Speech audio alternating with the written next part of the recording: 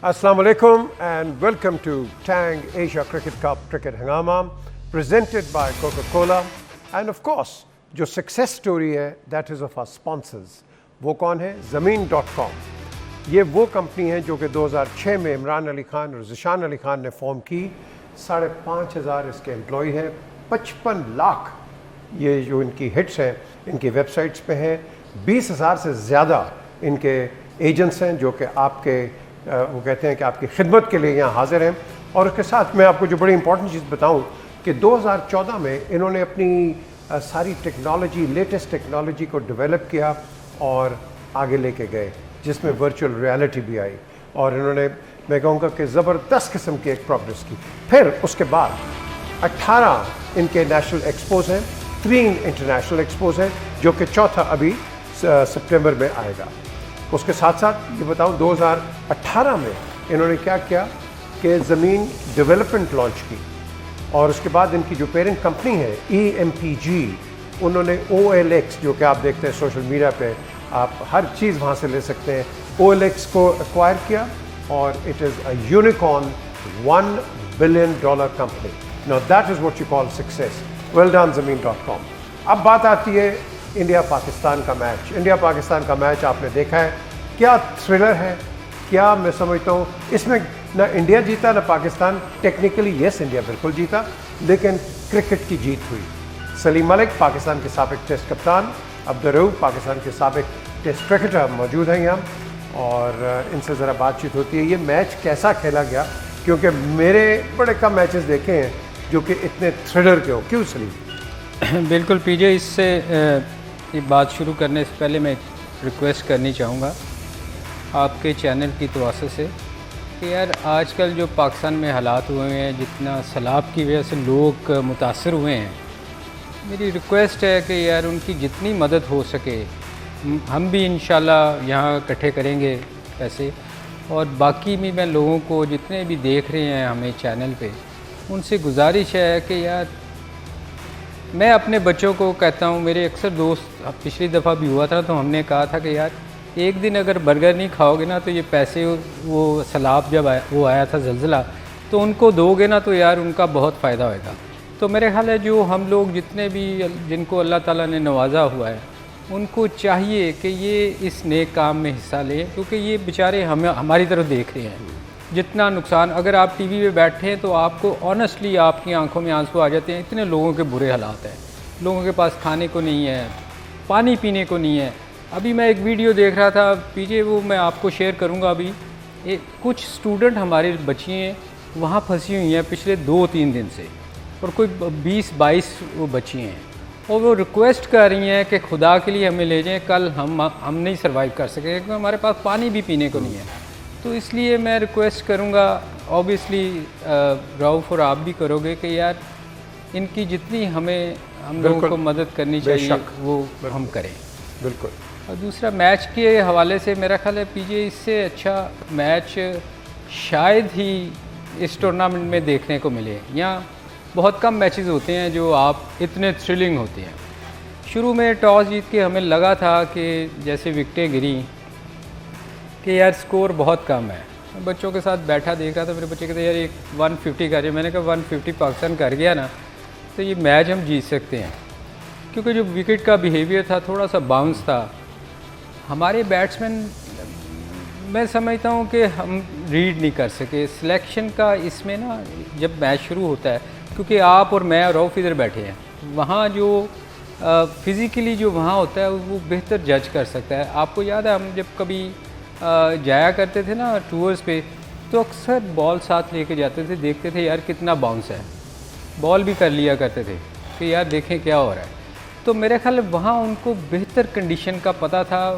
थोड़ी सी सिलेक्शन मैं समझता हूँ कि इसमें बेहतर होनी चाहिए थी, क्योंकि यहाँ बॉलर चाहिए थे जो आगे बॉल करते हैं, मगर हमें उन्होंने उल्टा रीड किया। हमारे सारे उन्होंने शॉर्ट पिच बॉल किए, सबको पीछे 3 बैट्समैन हमारे मेन उन्होंने शॉर्ट पिच बॉल पे आउट किए। अगर आपने देखा होगा बाउंसर्स पे हिटे मारते हुए आउट हुए।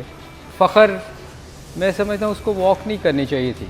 ये एक नेगेटिव बात करने लगा हूँ, मगर आजकल हर बंदा प्रोफेशनल है। किसी ने अपील नहीं की। अगर आपने देखा हो, अब रिव्यू ले लो। नहीं, रिव्यू तो लेने का तब होता ना जब बॉलर और विकेट कीपर को पता चलता, दोनों को नहीं पता चला ना, इसको अपना रिव्यू लेना चाहिए था ना। नहीं, मगर ये मैं समझता हूँ कि बीइंग ए प्रोफेशनल आपको वॉक नहीं करनी चाहिए। आजकल कई दफ़ा अंपायर आपको आउट देता है तो आपका कैरियर ख़त्म हो जाता है गलत आउट पे। तो ये थोड़ा सा आज हमें थोड़ा सा स्कोर ज़्यादा करना चाहिए था। हमने जल्दी करते रहे, मार मतलब ऐसे लग रहा था हम थोड़ा सा जल्दी में हैं। अगर आप देखो कि किसी ने सिर्फ इफ्तिहार ने 28 रन किए, थोड़ा सा सेटल हुआ। आसिफ ने भी, मतलब आपको ऐसे इन मौक़ों पे आपकी या तो बहुत स्ट्रांग हो ना, जैसे मिसबाह वेट करता रहता था कि उसको उसके टारगेट में बॉल मिलेगा तो उसने बाहर फेंकना है। आसिफ ने चूज़ अच्छा नहीं किया, दूर बॉल थी, नीचे बॉल लगी बॉटम और आउट हुआ। तो अगर ऐसे मौके पे जहां आपको लगे कि विकेट थोड़ा सा मुश्किल भी आपको लग रही है तो आपको सिंगल्स पे आ जाना चाहिए। जब आपकी विकेट्स इन हैंड होंगी, आप देखो दानी जैसे बंदे ने नीचे से अगर वो ना करता 16 रन तो हम शायद 120 पे आउट हो जाते। तो मैं समझता हूँ थोड़ा सा अगले मैचों में हमें थोड़ा सा प्लानिंग के साथ जाना पड़ेगा। और हमारा कैप्टन इस दफ़ा चला नहीं, क्यों रऊफ? देखिए, एक तो मेरा ख्याल है कि बहुत ही हिस्टोरिकल डे था। एक और तारीखी मैच हुआ पाकिस्तान और इंडिया के, और जो million of peoples watching all around the world, मेरा ख्याल है कि उन्होंने पहले बॉल से लेकर आखिरी बॉल तक इस थारोली इस मैच को एंजॉय की है। तो डेफिनेट जिस तरह आपका क्वेश्चन है कि अब हमारी जो पाकिस्तान की टीम है वो बहुत ज़्यादा रिलाई करती है बाबर आजम पे, और काफ़ी अरसे से हम देख रहे हैं कि जिस मैच में वो स्कोर नहीं करते उस मैच में आपकी या तो बैटिंग कोलैप्स हो जाती है या बिल्कुल लो स्कोरिंग मैच होता है वो। तो मेरा ख्याल है कि ये पाकिस्तान का जो थिंक टैंक है उसको भी सोचना चाहिए कि जो आपकी पूरी 11 रुकनी टीम है वो एक बंदे पे क्यों रिवॉल्व कर रही है, उसी के गिर्द घूम रही है। आपको एक और भी इसी किस्म का मैच विनर पैदा करना चाहिए। जिस तरह सलीम भाई ने कहा, बिल्कुल स्ट्रैटजी इनके पास नहीं थी, शॉर्ट ऑफ लेंथ बॉल को कंट्रोल नहीं कर सके।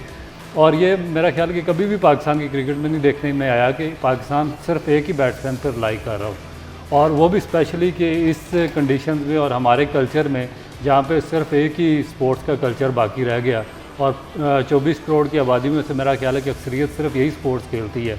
उसमें अगर हम एक ही बंदे पर रिलाई करना शुरू कर दें तो मेरा ख्याल है कि ये पाकिस्तान क्रिकेट बोर्ड के लिए भी सोचने की बात है, और जो थिंक टैंक साथ है उसके लिए भी सोचने की बात है। Pandya outstanding player, outstanding allrounder. उसको इंजरी हुई, काफ़ी अर्सा बाहर रहा, रिहैब किया उसने, फिर दोबारा जो उसकी वापसी हुई है क्रिकेट में वो पहले से भी बेहतर हुई है। देखने में आया कि जब इंजरी के बाद कोई प्लेयर आता है तो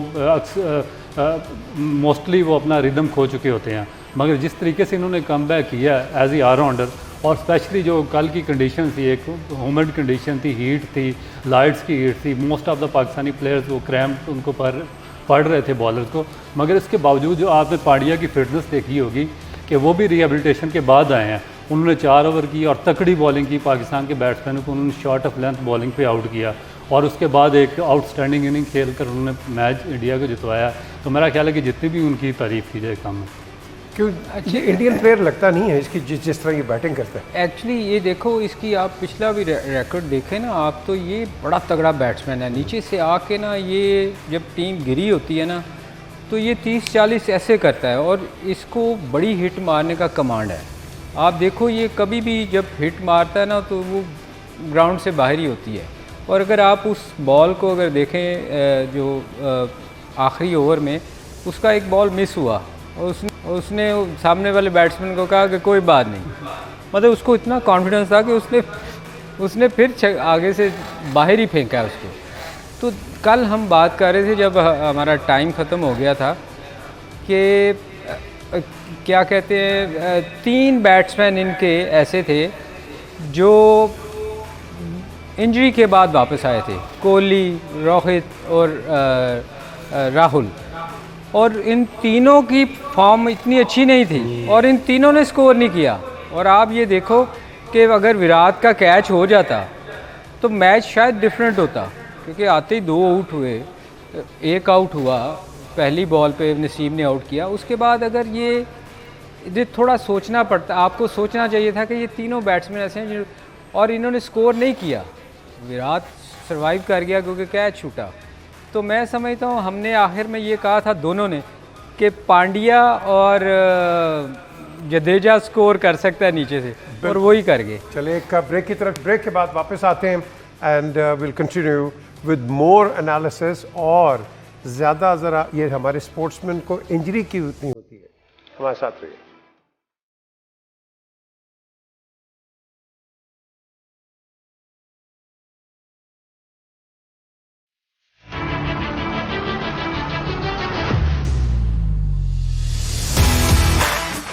Welcome back to Tang Asia Cricket Cup Cricket Hangama, presented by none other than Coca-Cola and of course sponsored by Zameen.com, a company established by two brothers, two partners, Imran Ali Khan and of course none other than Zishan Ali Khan. इनके मुतालिक और भी बात करेंगे, लेकिन it is a success story. अब आती है बात क्रिकेट के ऊपर। इंडिया पाकिस्तान, ये हम देख रहे थे, आपने एक जिक्र किया रऊफ कि इंजरीज, ये क्या बात है कि इनको क्रैम्प्स पड़ जाते हैं? क्या लड़के ओवरवर्कड है, ओवरप्लेड है? वो जो है नसीम, वो मेरा ख्याल पहले भी इंजर्ड प्रो था, पहले भी वो इंजरी के बाद आया है, काफ़ी देर वो अनफिट रहा। ये हमारे लोगों में है, शायद फ़िटनेस पे हम इतना ख्याल नहीं करते। जैसे शहनशाह को देख लें आप, इसको तो वैसे अनफिट नहीं, इतना ज़्यादा नहीं होना चाहिए क्योंकि ये बहुत लंबी क्रिकेट नहीं खेल रहा, इसको तो गैप भी मिल रहे हैं। शहनशाह की हमें समझ आती है कि वो बहुत ज़्यादा लीगें खेल रहा है, और उसने, जैसे हमने पिछले सेगमेंट में भी कहा था कि उसको मैचेस चूज़ करने चाहिए। जैसे वसीम वकार जाया करते थे, वो काउंटी में कॉन्ट्रैक्ट करते थे कि जी हम या 4 डे खेलेंगे या 1 डे खेलेंगे, बीच में गैप भी देते थे, तो कुछ मैच 1 डे खेलेंगे। इसी तरह ये मगर नसीम की मुझे समझ नहीं आई क्योंकि ये तो इतनी क्रिकेट खेलना भी नहीं, शायद वो उसका एक्शन, चूँकि ये राउफ बॉलर हैं, ये बेहतर बता सकेंगे कि उसके एक्शन की कोई प्रॉब्लम है, मगर उसको तो नी की प्रॉब्लम हुई ना। तो ये इंजरी जो होती है, इसके लिए तो मेरा ख्याल बहुत सारे लोग रखे हुए हैं स्पेशलाइज जो इनको फिटनेस की ट्रेनिंग देते हैं, पीछे बहुत सारे लोग हैं पीछे। तो ये इंजरीज होनी नहीं चाहिए थी। हालांकि जिस मौके पे हुआ उसका नुकसान हमें ये हुआ कि हमें आखिरी ओवर स्पिनर से करवाना पड़ा, क्योंकि प्रेशर इतना था कि आपके पास चॉइस कोई नहीं थी। आप चाह रहे थे कि यार किसी तरह इसकी ओवर्स ख़त्म हो। अगर नसीम का आखिरी ओवर होता तो शायद डिफरेंट स्टोरी होती, क्योंकि वो पांड्या इतनी पेस वाली बॉल को शायद इतनी अच्छी हिट ना कर सकता, चांसेस भी होते उसमें आउट होने में। चूँकि वो इंजरी था, उसको हुई हुई थी, उसने कहा कि यार इसकी ओवर जल्दी से ख़त्म करवाऊँ, और फिर राउफ पे आप रिलाई नहीं कर सकते। वो राउफ को आप देखें ना, कितने मैचेस से मैं देख रहा हूँ, उसको सिर्फ़ और सिर्फ एक चीज़ की होती है फ़िक्र कि मेरी पेस निकले, मैं दुनिया में नंबर 1 बॉलर तेज़ तरीन हो जाऊँ। कभी वो विकेट को रीड करके बॉलिंग नहीं करते ये लोग कि यार इस विकेट पे बॉल स्विंग हो रहा है, आगे से बॉल जा रही है, आप या आगे खा रहे हैं या पीछे खा रहे हैं, ये कितनी देर आप इस तरह सरवाइव करेंगे। मैं इसलिए कहता हूँ कि सिलेक्शन बड़ा वाइटल रोल प्ले करती है कि हमारी सिलेक्शन इस मैच के लिए पिच देख के बहुत बेहतर होनी चाहिए थी। यहाँ वो बॉलर खिलाने चाहिए थे जो आगे से स्विंग कर सकते। तो हमने गलतियाँ तो ही, चले यंगस्टर है, मगर ये टीम सिलेक्शन होती है एक पूरी, जो टीम बैठ के सिलेक्ट करती है, एक अकेला कप्तान नहीं सिलेक्ट करता। तो ये इनको सोचना चाहिए कि विकेट के को देखते हुए टीम को सिलेक्ट करना चाहिए। अच्छा, दूसरी चीज़ जो हम देखते हैं इंजरी की, जब हम बात करते हैं, ये जो यूएई हो गया, वेस्ट इंडीज़ हो गई, यहाँ हमने देखा है कि अगर आप अपने आप को पूरा फिज़िकली फिट नहीं रखते हो तो क्रैम्प्स ज़्यादा हैं बिकॉज ऑफ ह्यूमिडिटी, आपका ये डिहाइड्रेशन का होता है काफ़ी, और वो आपका ये आ जाते हैं। तो ये कितनी स्ट्रेचिंग करवाते हैं ये? देखिए, बेसिक जो चीज़ है कि एजुकेशन, लैक ऑफ एजुकेशन, और मेरा ख्याल है कि सीरियस कंसर्न है पाकिस्तान क्रिकेट बोर्ड पर। ये उसी तरीके से पाकिस्तान की क्रिकेट को चला रहा है जिस तरह आज से 50 साल पहले चलती थी। आप जानते हैं कि पूरी दुनिया में स्पोर्ट्स साइंसेस का सब्जेक्ट इंट्रोड्यूस करवाया गया है, और इस सब्जेक्ट से रिलेटेड लोगों को स्पोर्ट्स की डिफरेंट टीमों के साथ अटैच इसीलिए किया जाता है कि वो प्लेयर्स को प्रॉपरली एजुकेट कर सकें। अब जहाँ पर आपने बात की है कि ये इंजरीज़ क्यों होती हैं, क्रैम्प्स क्यों पड़ते हैं, बेसिकली जो जब हीट होती है, ह्यूमिडिटी, हम जिस कंडीशंस में खेलने के आदी हैं वहाँ पे ह्यूमिडिटी 40% होती है। जब हम शारजा, यूएई या श्रीलंका की कंडीशन में जाते हैं वहाँ पे ह्यूमिडिटी होती है 75%। तो उसमें क्या होता है कि उसमें दो चीज़ें आ जाती हैं, एक डिहाइड्रेशन आ जाती है, एक हीट स्ट्रोक आ जाते हैं। वो ये होता है कि जो आपका जो सर्कुलेशन होती है ब्लड की, वो प्रॉपरली आपकी हार्ट तक नहीं पहुंच रही होती, और जब सर्कुलेशन प्रॉपरली नहीं पहुंचती तो जो ऑक्सीजनेटेड ब्लड होता है जो वापस आपके मसल्स में जाता है और जिससे पूरे मसल्स को सर्कुलेट करना होता है, वो प्रॉपर हार्ट पंप नहीं कर रहा होता और वो प्रॉपरली ऑक्सीजनेटेड खून नहीं पहुंच रहा होता। इस वजह से वो क्रैम्प आना शुरू हो जाते हैं। तो इसमें अगर आपके पास कोई वेरी वेल प्रिपेयर्ड कोई किस्म का कोई एजुकेटेड स्टाफ हो, तो वो आपके प्लेयर्स को बताता है कि आपको फलाने मिनरल्स लेते हैं, फलाने विटामिन लेने हैं, आपको इतना आपको ये जो इनटेक करना है इसका लिक्विड का, तो उसके बाद फिर आप फिट रह सकते हैं। मेरा नहीं ख्याल कि पाकिस्तान टीम के पास कोई भी इस किस्म का कोई एजुकेटेड बंदा है जो इनको एजुकेट कर सके। वो बस कहते हैं शाबाश अंदर जाओ और ये करो और वो करो। अब देखें कि मेरे लिए एक और बहुत सीरियस कंसर्न ये है कि देखें कि आपके 3 मेजर फास्ट बॉलर इस मेगा इवेंट से पहले ही रूल्ड आउट हो गया इंजरी की वजह से। और मेरा आप दोनों से क्वेश्चन है सलीम भाई, क्योंकि पाकिस्तान के मोस्ट सक्सेसफुल कैप्टन रहे हैं, कि 3 बॉलर्स आपके इंजरी की वजह से इस टूर्नामेंट से पहले आउट हो गए और जो आपके रिसेंट मैच में खेल रहे हैं वो तीनों अनफिट हैं। तो मसलन कि ये देखें कि ये पाकिस्तान क्रिकेट बोर्ड किस तरीके से चलाया जाता है, इंतहाई ना प्रोफेशनल तरीके से आप चला रहे हैं कि आप 6 बॉलर्स अनफिट करके उनको आपने टीम के साथ रखा हुआ है। उसके बाद जो सबसे सीरियस कंसर्न आ जाते हैं आपकी बैटिंग पे आ जाते हैं कि आप पिछले 5-6 साल से आप कोई मिडल ऑर्डर बैट्समैन डेवलप नहीं कर सके हैं। शॉर्ट ऑफ लेंथ पे जो बॉलिंग थी 10 साल पहले भी पाकिस्तान का प्रॉब्लम था, आज भी पाकिस्तान का प्रॉब्लम है। कोई भी जो आपको रीड करता है आपके बैट्समैन, तो थोड़ी सी शॉर्ट ऑफ लेंथ बॉलिंग पे आता है। जो लास्ट वर्ल्ड कप हुआ उसमें वेस्ट इंडीज़ के खिलाफ आपने देखा होगा कि पाकिस्तान 105-106 पे आउट हुआ है, तो आज कल के मैच में फिर उसी तरह हो गया। तो मेरा ख्याल है कि इतनी बड़ी मेरा सबसे हाईली पेड जो स्टाफ है पाकिस्तान क्रिकेट बोर्ड ने पूरे पाकिस्तान से रखा हुआ है, मगर उनकी कारकर्दगी ये है कि एक सिंगल मिडल ऑर्डर आप नहीं उसमें से इन्वेंट कर सके। फिर आपके बॉलर सारे के सारे अनफिट हैं, फिर आपको जो प्लेइंग 11 है वो खिलाने का मसला है, और बेशबाज जो आप टीम कम्बिनेशन अच्छा नहीं तैयार कर सके, आप प्लानिंग नहीं कर सके, क्योंकि आपके दिमाग में ये था कि आपने सेकंड बैटिंग करनी है। आप प्रिपेयर्ड ही नहीं थे फर्स्ट बैटिंग के लिए, और जब आप पहले बैटिंग के लिए अंदर गए आपकी प्लानिंग नहीं थी, तो आप इतना बड़ा टारगेट सेट ही नहीं कर सके। और सलीम भाई ने सही कहा, अगर स्कोर ना करता तो आप 120-25 रन पर आउट हो जाते। तो मेरा ये क्वेश्चन है, शायद सलीम भाई इसमें रऊफ़ एक और चीज़ भी है ना कि जो आपने कहा ना कि हम बैट्समैन तैयार नहीं कर सके, उसकी रीज़न क्या है? उसकी रीज़न देखें, बहुत ऑब्वियस ही है कि अब जो लीग क्रिकेट शुरू हो गई ना T20, अब कोई बंदा टेक्निकल खेलने की कोशिश नहीं कर रहा पीछे, कोई ये नहीं कर रहा कि मैंने यार क्रिकेट सीखनी है, वो कहता है कि मैंने बड़ी हिट कैसे मारनी है। अब जब देखें ना, आपके हीरो हुआ करते थे विवियन रिचर्ड और रिवर्स स्वीप्स, बड़े बड़े नाम हुआ करते थे। अब कौन आपके हीरो हैं जो ज़्यादा ज़ोर से बड़ी हिट मारता है, जो ग्राउंड से बाहर फेंकता है?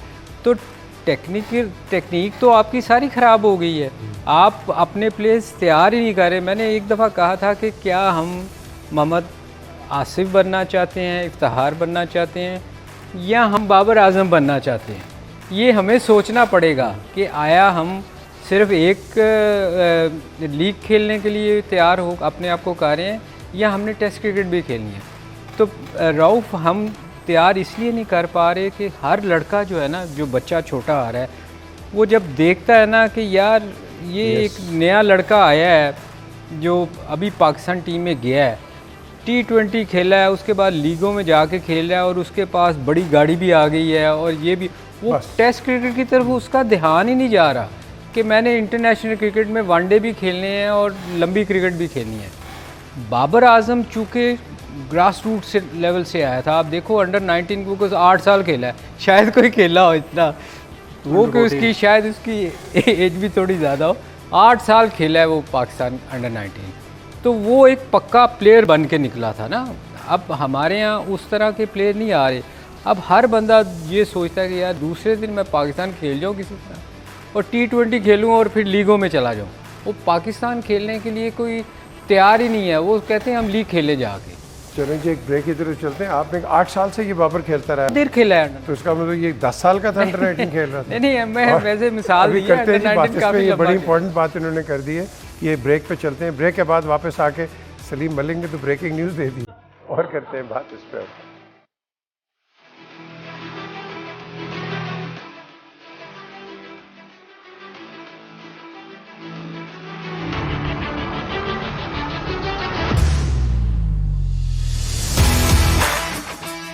Welcome back to Tang Asia Cricket Cup Cricket Hangama, presented by Coca-Cola and of course sponsored by Zameen.com.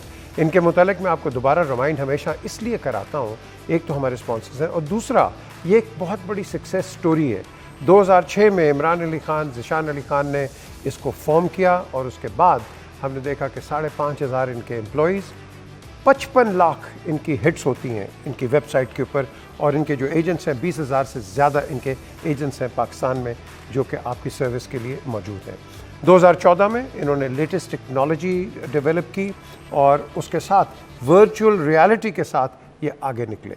फिर 2018 में इन्होंने ज़मीन डेवलपमेंट इस्टेब्लिश किया और उसके बाद आप देखें कि इन्होंने 18 नेशनल एक्सपोज और 3 इंटरनेशनल एक्सपोज और चौथा एक्सपो जो मैं बार बार रिमाइंड करता हूँ अभी सितंबर में आएगा, तो वेल डन। एंड देन उसके बाद इन्होंने क्या किया, इनकी जो पेरेंट कंपनी EMPG, उन्होंने OLX को एक्वायर किया। बहुत मशहूर नाम है OLX, आप देखते हैं सोशल मीडिया पे जिस तरह बहुत बड़े बड़े और नाम हैं, और ये एक यूनिकॉर्न की $1 बिलियन $1 बिलियन की कंपनी स्टैब्लिश हुई है। So well done Zameen.com and thank you for sponsoring us. लेकिन कमिंग बैक टू क्रिकेट, मैं आपसे यही पूछूंगा कि अभी आपने कहा कि 8 साल खेला है, सही से बताएं कब खेला? ये सीरियस 5-6 साल तो खेला होगा। हाँ 5-6 साल खेला है। मैं अभी क्वेश्चन हो रहा था फिटनेस का। आप देखो कि हम जब शारजा में खेला करते थे ना, शारजा में इतनी वो नहीं, ह्यूमिडिटी इतनी ज़्यादा नहीं होती जितनी श्रीलंका में होती है। श्रीलंका में बहुत ज़्यादा होती है। मुझे याद है कि वो पवेलियन ऊपर हुआ करता था और वो कोई 50-100 सीढ़ियाँ उतर के ना नीचे जाके ग्राउंड में जाना पड़ता था। तो यकीन करो, मैं सच कह रहा हूँ, पीजे के जो बंदा 12th मैन हुआ करता था ना, वो एक नहीं 3-4 बेचारे करते थे, क्योंकि वो इतना भाग भाग के पानी पिलाने के लिए आता था, उनको क्रैम्प्स पड़ जाते थे। वो अंदर वालों से ज़्यादा वो अनफिट हुआ करते थे। पूछो आप भी 6 मैचेस में 12th मैन मेरे तो आप सोचो क्या हाल हुआ होगा। हाँ, शारजा में सिर्फ एक टीम को मैंने सीरीज देखा था ट्रेनिंग करते हुए, वो थी साउथ अफ्रीका की। साउथ अफ्रीका की जब भी कभी टूर्नामेंट हुआ, जब हम जाया करते थे, तो वो एक हफ़्ता पहले आके इतनी लंबी लंबी ट्रेनिंग ग्राउंड में करते थे गर्मी में कि यूज़ टू हों। ऑस्ट्रेलिया, इंग्लैंड, ये लोग आते थे छुट्टियां गुजारने, हॉलीडेज़ पे नहीं आते। आप देखो ये कभी फाइनल में नहीं आए थे। साउथ अफ्रीका आती रही है, इंडिया, पाकिस्तान तो हम तो यूज़ टू थे इस गर्मी के, मगर साउथ अफ्रीका एक वह टीम थी जो आके प्रॉपर ट्रेनिंग करती थी, और इतनी ट्रेनिंग करती थी कि वो फिर हमारा प्रॉपर मुकाबला करती थी और मारती भी थी हमें। बाकी टीमें हॉलीडेज़ के लिए आती थी। नॉर्मली मैंने देखा था ऑस्ट्रेलिया, इंग्लैंड, वो आगे लेट के एंजॉय करते थे, स्विमिंग करते थे, वो हार के चले जाते थे। तो ये फिटनेस का जो है ना, ये एक टीम जो प्रोफेशनल होती है ना, अगर जीतने के लिए जब आती है, ये अपने आप पे भी आप देखें ना, आपकी फ़िटनेस आपको पता है कि मैं कहाँ वीक हूँ, आप खुद ट्रेनिंग करते हो। हमारे लड़कों को माना कि होना चाहिए कि लोग इतने पैसे आप देते हो। आप देखो इंडिया हमसे बहुत आगे निकल गया। इंडिया में इंजरीज होती हैं, मगर जब वापस आता है, जैसे पांड्या की भी आप बात कर रहे थे, तो वो वापस आया तो बड़ा तगड़ा वापस आया। लेकिन उनकी सेकंड स्ट्रिंग भी है ना, हमारी तो सेकंड स्ट्रिंग है ही कोई नहीं। इसलिए कि हम अब देखें, मोहम्मद वसीम जैसा अगर आप चीफ सेलेक्टर रखेंगे और नदीम खान जैसा एकेडमी का हेड कोच डायरेक्टर होगा, तो फिर आप क्या एक्सपेक्ट करते हैं कि वो वैसे ही प्लेयर आएंगे जैसे वो हैं? तो फिर नहीं, रमीज़ राजा में तो काफ़ी इंटेलिजेंस नहीं, रमीज़ की वजह से तो पिछली दफ़ा देखा नहीं आपने, जब रैम्बो आया था तो रमीज़ ने आगे टीम चेंज की थी, अदरवाइज़ तो टीम पता नहीं उन्होंने क्या सिलेक्ट की हुई थी। देखें, एज ए क्रिकेटर मेरा ख्याल है कि काफ़ी ज़्यादा एक्सपेक्टेशन थी हमें रमीज़ राजा से कि वो आकर काफ़ी चेंज करेंगे और काफ़ी जो प्रोफेशनल लोग हैं, वेल एजुकेटेड हैं, उनको लाएंगे क्रिकेट बोर्ड में और एक रेवोल्यूशनरी चेंज करेंगे।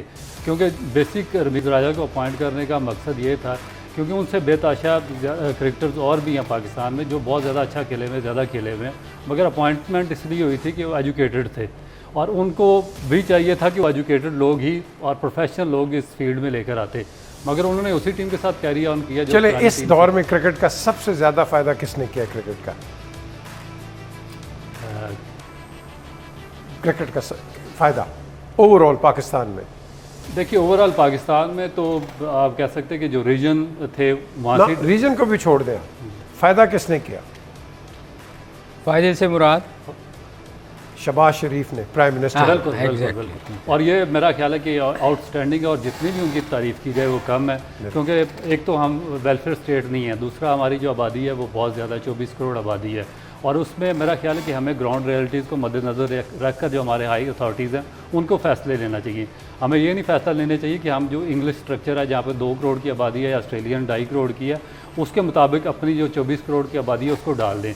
देखिए, अगर ऑस्ट्रेलिया की 6 टीमें थी तो आपको फिर कराची की 4.5 करोड़ की आबादी है तो वहाँ की 12 टीमें तो कराची की बनानी चाहिए। अब पूरे सिंध में से एक टीम खेल रही थी फर्स्ट क्लास में, तो ये मेरा ख्याल है कि एक डिज़ास्टर था पाकिस्तान क्रिकेट के लिए और इससे बहुत ज़्यादा बेरोज़गारी फैली है बच्चों में। लेकिन अब आप ये कहेंगे, रमीज़ का अभी जिक्र किया था ना कि रमीज़ को प्रोफेशनल लोग लाने चाहिए थे। एक्चुअली रऊफ़ हुआ पता क्या, जब रमीज़ की अपॉइंटमेंट हुई ना, मैं उसको डिफेंड नहीं कर रहा, मेरा कुलीग है साथ खेले हुए, मेरे ख़िलाफ़ तो बड़े ईमेलें आती रही कि अब तुम मुझे याद है आपको कि अब रमीज़ की अब तुम उठाओगे और ये करोगे। मगर एक्चुअली देखो हुआ क्या कि जब रमीज़ आया ना तो रमीज़ के आने के बाद गवर्नमेंट चेंज हो गई, उसको इमरान खान लेके आया था। अब ऑब्वियसली वो भी डर रहा होगा कि मैं चेंजेस करूँगा तो टांगें खींचने वाले भी बहुत होंगे। तो ये हमारे यहाँ एक बहुत बड़ा एक ये मुसीबत ये है कि पॉलिटिकली बड़ा हम पे इन्फ्लुएंस होता है, इन्फ्लुएंस हो जाता है। तो वो भी डर रहा होगा कि मैं अब लोगों को चेंज करूँगा तो ये कहीं मुझे ही ना निकाल दें। तो मेरा ख्याल अगर शायद इमरान खान रहते तो शायद डिफरेंट होती चीज़ें, क्योंकि मेरा ख्याल रमीज़ चाह रहा था चीज़ों को चेंज करना, तो शायद वो भी रुका हुआ है। हो सकता है कोई गो हेड मिले शहबाज शरीफ साहब से तो शायद चीज़ें चेंज हों। आप क्या कह रहे हैं कि अगर वो होता तो 6 की जगह 3 मैच? नहीं, मैं ये नहीं कह रहा, वो प्रोफेशनल प्लेयर्स बात कर रहे थे कि प्रोफेशनल लोग लेके नहीं, अब तो आपके लड़के निकलेंगे कि नहीं? जी, आपने बड़ी अच्छी बात की है। यहाँ ऐसी हमारे माशी हालात नहीं है कि आप क्रिकेटर को कितने हज़ार रुपए का बैट है आजकल जी? बस 70,000 का, 70,000 का बैट जो कौन टेस्ट खरीदेगा? मैच के लिए, जो कि हो सकता है कि पहले मैच में टूट जाए। और देखिए कि इसमें आपने पूरे इतनी बड़ी आबादी, आपके पास सिर्फ एक गेम का फ्यूचर और पूरा पाकिस्तान उसी गेम से इन्वॉल्व है, तो उसकी मेरा ख्याल है कि 6 टीमें बना देना और पूरे पाकिस्तान से 200 लड़कों को रोज़गार देना, मेरा ख्याल है कि ये इनफ नहीं है और उसमें बहुत ज़्यादा बेरोज़गारी फैली है, बहुत ज़्यादा। और जो दूसरी स्पोर्ट्स, अब 4 स्पोर्ट्स और भी थी और पाकिस्तान में फुटबॉल का जो स्ट्रक्चर था, कबड्डी का, स्विमिंग का, एथलेटिक्स का, वो सारा डिज़ास्टर हो चुका है, क्योंकि उनकी जो ग्रास रूट तो बिल्कुल ही मौजूद नहीं थी। जो आपका डिस्ट्रिक्ट लेवल है, सिटी लेवल है या आपका रीजनल लेवल है, उसमें तो बिल्कुल नहीं थी। और वो आपके वाइस कैप्टन तक को यानी कि हॉकी टीम को उसको अपनी गेम ये इनको बंद नहीं करनी चाहिए थी। अगर इन्होंने 6 टीमें रखनी थी ना, रखते, मगर बैंक्स और बाकी डिपार्टमेंट्स बंद नहीं करने चाहिए थे। उनमें से जो अच्छी परफॉर्मेंस करता इन 6 टीमों में ला आ जाता। इन्होंने क्या किया, सिर्फ सारी बंद कर दी, वो गलत किया था। बिल्कुल। अच्छा, एक और जो इम्पोर्टेंट चीज़ है, ये फिटनेस की जब हम बात करते हैं, ये हमारे पास डाइटिशियंस हैं कोई यहाँ जो को बताते हैं कि ये खाओ? क्योंकि मैं आपको एक एग्जांपल देता हूँ। एक ग्वेन ब्रायर्स होता था इंग्लैंड का नंबर 1 स्कॉश प्लेयर, हमारा जहांगीर खान था। जहांगीर की फ़िटनेस को उसने कॉपी करने की कोशिश की क्योंकि वर्ल्ड चैम्पियन था, लेकिन उसकी बॉडी वहाँ जवाब दे गई। तो हर बंदे की अपनी बॉडी की होती है रिस्ट्रिक्शंस। बिल्कुल। देखें, जिस तरह के बाज़ प्लेयर एथलीट होते हैं उनके फास्ट ट्विट मसल्स होते हैं, बाज़ के जो होते हैं स्लो ट्विट जो फाइबर्स होते हैं उनके जिस्म के अंदर, तो वो कई नेचुरल तेज़ होते हैं, कई नेचुरल स्लो होते हैं। बिल्कुल। तो प्रोग्राम का वक्त कब ख़त्म होता है? मुझे आपकी स्माइल बड़ी अच्छी लगती है लेकिन प्रोग्राम ख़त्म होने से पहले हम तीनों की तरफ से बिल्कुल एक अपील है कि खुदा के लिए ये जो फ्लड अफेक्टेड विक्टिम्स हैं, प्राइम मिनिस्टर का फ़ंड भी इसके अंदर है और दीगर और भी आप कह लो कि एवेन्यूज़ हैं जहाँ के आप कंट्रीब्यूट कर सकते हैं, कर दें। ये सलीम मलिक ने बड़ी अच्छी बात की। आप इसको तस्वीरें ये जो वायरल्स होती हैं सोशल मीडिया पे, कभी 1 सेकंड सीरियसली आप इसको देखो कि अगर आप उधर होते तो फिर क्या होता, ये इतना सोच लो। तो ये वक्त है कि यूनिटी का और फेथ अपने को स्ट्रॉन्ग करने का और डिसिप्लिन का, कि इन लोगों की हमें हेल्प करनी चाहिए। आपके साथ दोबारा कल मुलाकात होती है। Until then look after yourself. खुदा हाफ़िज़।